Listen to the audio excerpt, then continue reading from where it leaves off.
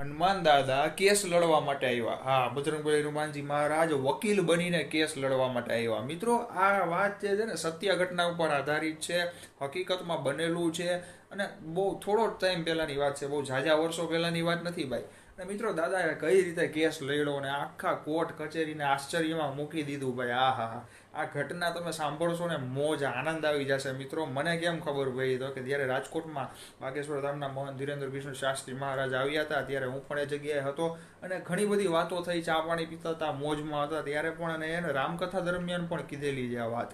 તો મિત્રો, જરૂરથી આ વિડીયો જોવાનું ભૂલતા નહીં ભાઈ. બહુ આનંદ આવશે. દાદાનો મહિમા, દાદાની દયા કેવી હોય ને એના વિશે જાણકારી મળશે. તો આ જ ચેનલમાં જઈ વિડીયોમાં જઈને જરૂરથી ફૂલ વિડીયો જોજો.